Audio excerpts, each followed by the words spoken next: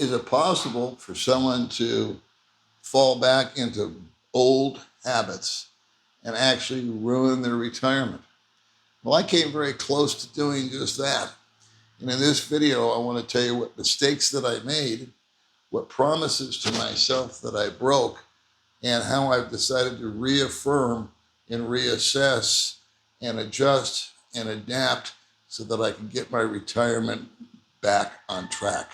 That's what's coming up in the video. All right, so did I manage to somehow allow my retirement to go completely off track? And have I sabotaged myself in some way, shape, or form to take what was originally going so well and throw it right down into the dumper? Well, my wife and I are going to talk about that a little bit because her and I have been discussing this very topic together. And we came to a conclusion or a resolution, and I thought that I would just share it with you. So hopefully you don't fall into the same trap on the day that you retire. Now, you don't necessarily have to be in the Philippines to have this happen to you. This can happen anywhere, any place, anytime. Yes. So in order to talk about this dynamic that has happened to me, or better put, what I allowed to happen to me, is to kind of go back to the beginning for a moment, not long, and talk about some of the things that motivated me to create some core principles that I set down. I call them my commandments, my 5 commandments, when I retired, of mistakes that I made during my working years prior to being retired. And 2 of them I'm going to bring up in this video. We'll go over all 5 of them. 2 of them. Number 1 is materialism and putting emphasis on things, or as I like to say, stuff. Owning things, having things. That was an ego thing, keeping up with the Joneses. It took me a long, long time to realize that owning stuff doesn't bring you any kind of contentment or happiness. In fact, it tends to have the opposite effect on your well-being. If you buy a great big house, which I did, not a great big house, but a bigger than average house, and it was my dream home, and I worked for it, and I was so proud of it, and it was sort of like my identity. And boy, when I got it, it was just great, you know, because it was what I'd achieved. I'd achieved the American dream. I had this place. It was 4 bedrooms and all this kind of stuff, a swimming pool. And I thought, wow, you know, I've arrived. I've done it. But that thing, that box that I bought, which I call a house, a box these days, is got to be maintained, has to be insured, not to mention the mortgage, and not to mention the wear and tear, and the maintenance, and the property taxes, and all the other stuff, this financial burden that I put onto myself just so that I could have something bright and shiny. And after living in that house for 10 years, guess what? It wasn't all that bright and shiny anymore. It's the same thing with a car. You buy a car right off the showroom floor. Man, it's bright, it's shiny, and it smells good, and it's great. And you've committed yourself now to, well, these days, 6 or 7 years worth of car payments. In my day, it was 4 or 5 years worth of car payments. And you know what? Those payments start to be the thing that you focus on, other than the joy that you're receiving for driving this big, shiny vehicle. And guess what? Now it's got some dents in it. Now it needs a tune-up. Now it needs a tire. Now it needs an oil change. And the insurance just went up because of this, because of that.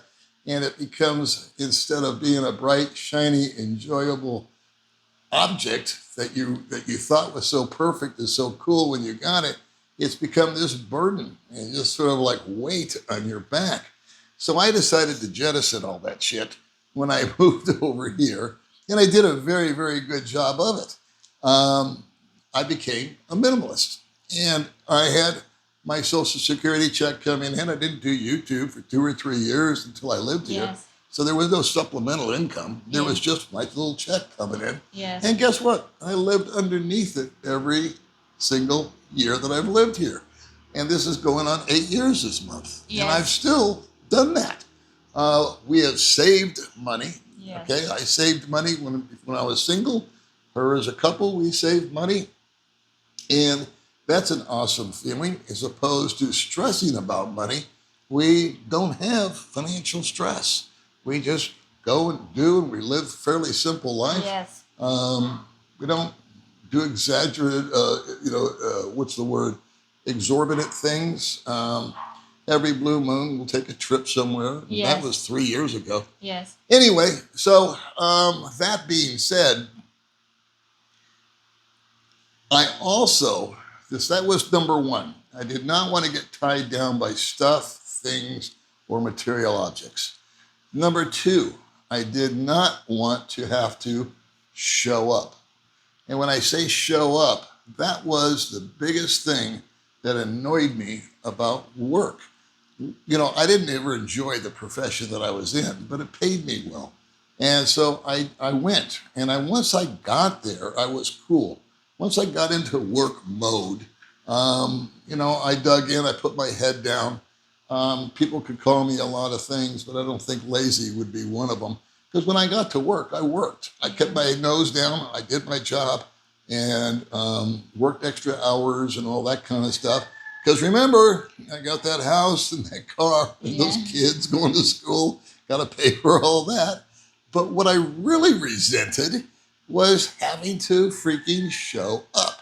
I knew that on Monday night, when I got home, that tomorrow I was going to have to repeat the whole thing. And again, I'll emphasize, once I got there, I was cool.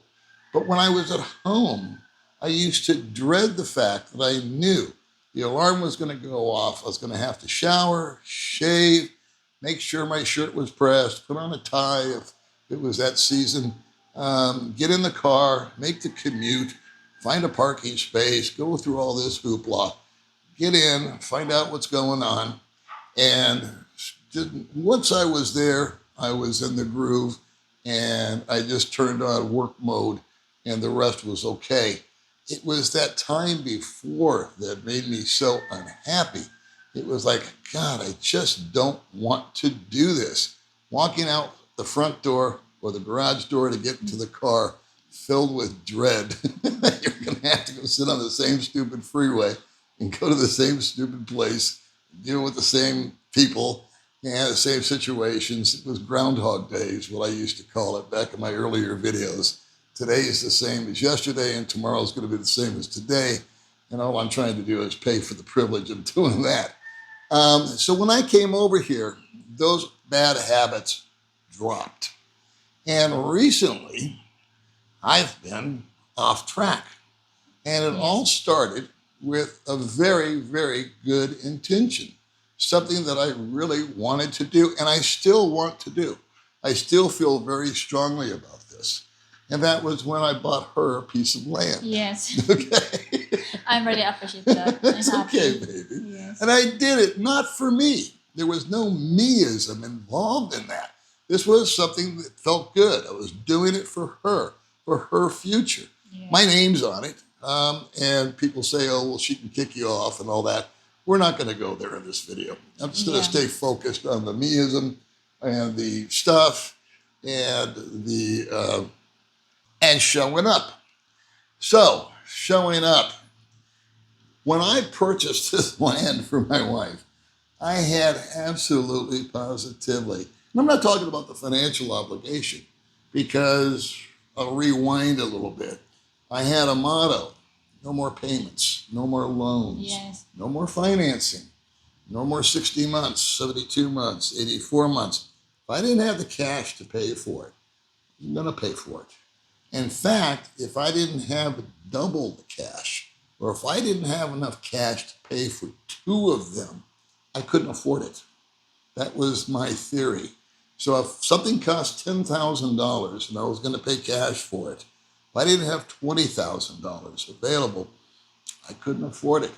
And for years, I drove that Kimco scooter. Yes. You give to my brother. I drove that brother. puppy down into the ground because I wanted to get my money's worth out of it. I knew I needed a new bike. I knew I needed to eventually buy a car because the bike was getting dangerous. Yes. I held off forever on buying that goofy car, and I bought the cheapest one I could. And I made sure that I not only paid cash, but that I could buy two of them.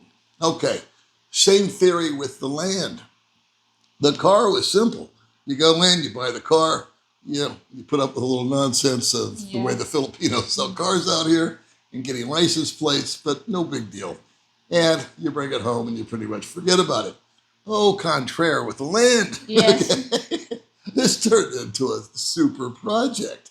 And I was finding myself in a state of frustration and unhappiness and the inability to, come home and be like in a good mood. I was kind of feeling sorry about poor, pitiful me. Oh man, we had to go down today. We had to go down to the municipality for the 40th time to get one stupid thing done. Yeah. We kept going back and forth to barangay captains and notaries. Actually, she did all the work. All I did was sit in the car. And I was resenting it. And it struck me, why am I feeling this way? What is happening? What did I do here? Why do I feel so discontented, or malcontent might be a better word for it? Well, guess what? I broke the commandments. I was concerned about what? Stuff. In this case, a piece of land. Yes. Which was going to have a house built on it. Yes. And we put a fence up. Yeah. And we bought door stuff. We bought a fence. Yeah. And then we bought a kubo. And then we got the water line hooked up the other day. And we were doing this and doing that and getting building permits. Yes. And we got scammed by a guy. But we put that in our rearview mirror. Yeah. That was just part of the process. We learned from it. Yes. And, what's done is done. Yeah. And we're not festering about that anymore. Yes. But it did hurt. It did sting. Yeah. It was embarrassing and it was a little expensive. But it's like I said, time heals all wounds. Yes. We've recouped the money that we lost. And so we're just cool for school on that. However, what happened to me was when we went through all these processes, I had to keep showing up. We had to be here at this time. We had to meet the barangay captain at that time. And not only that, but we would go meet the barangay captain at that time and he wouldn't freaking be there.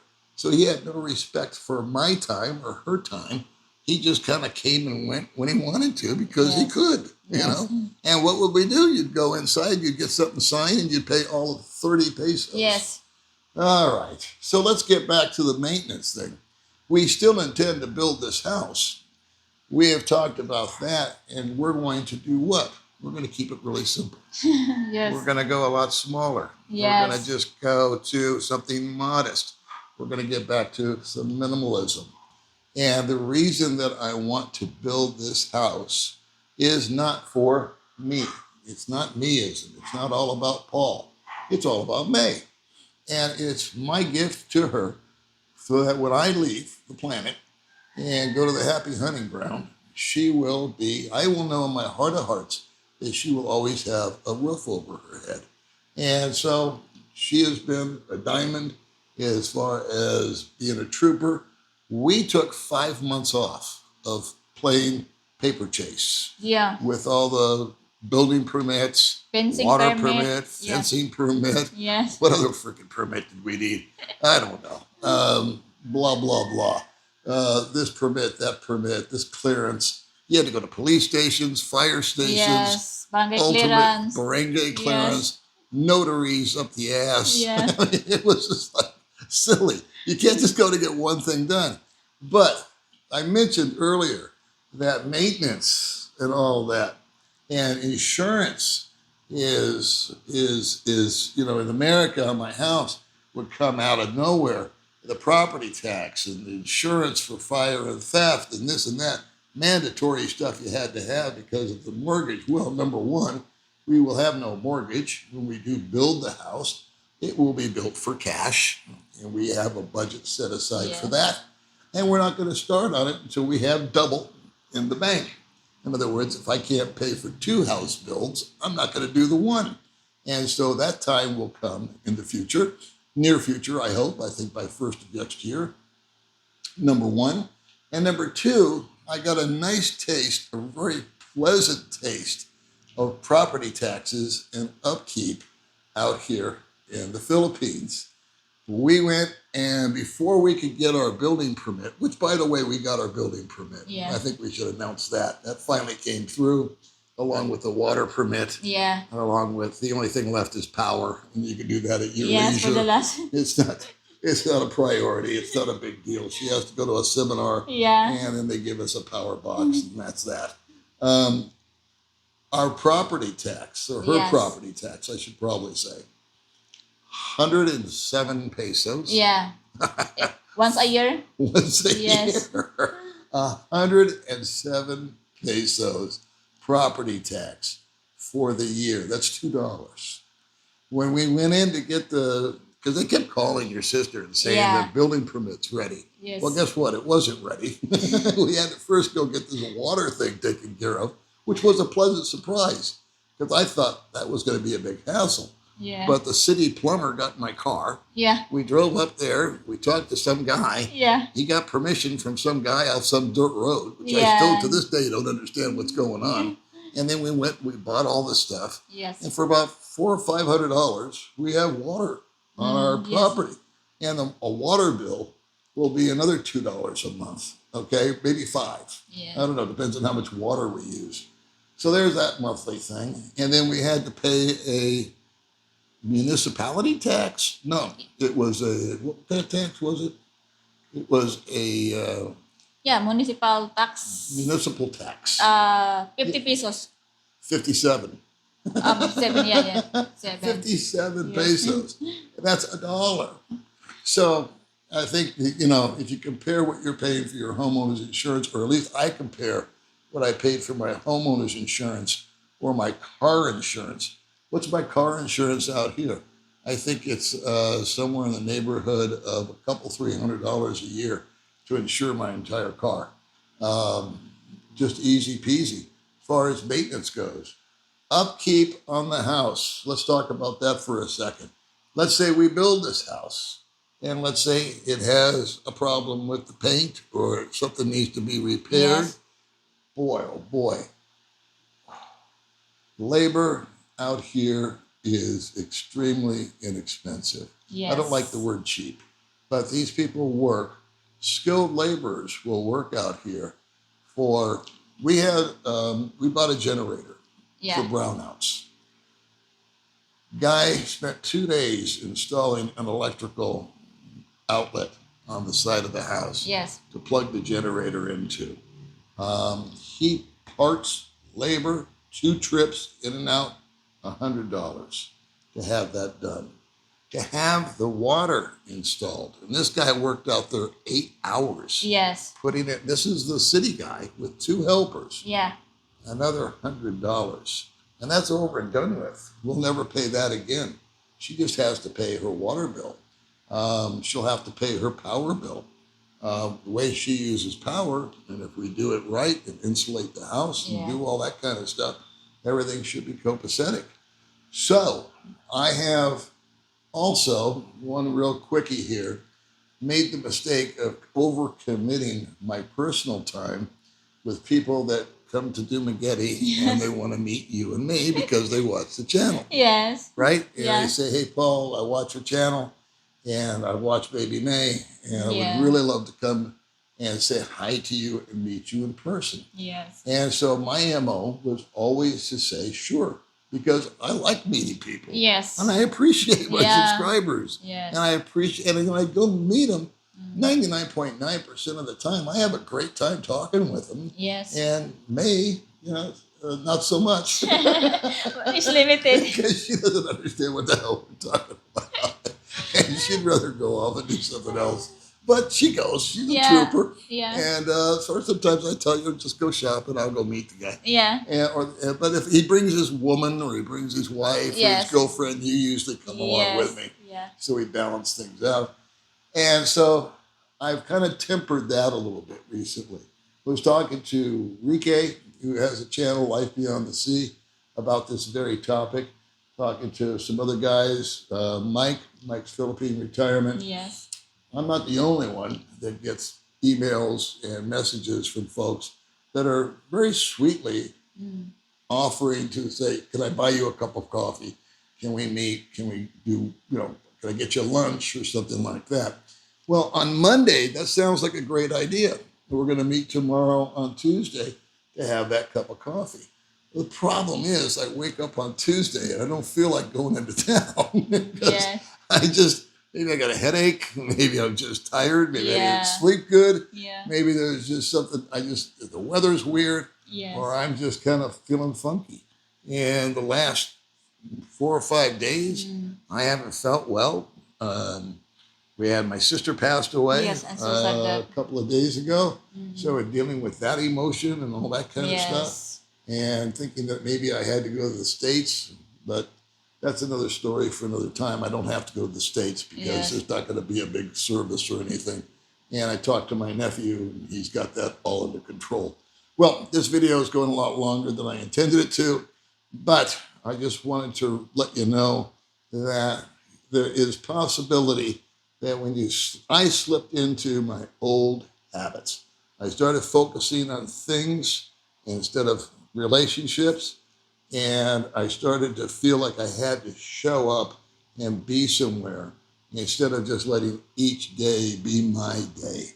And I'm proud to say that I've reclaimed my retirement, and each day will continue to be my own day. Yes. And I'm going to try to temper it.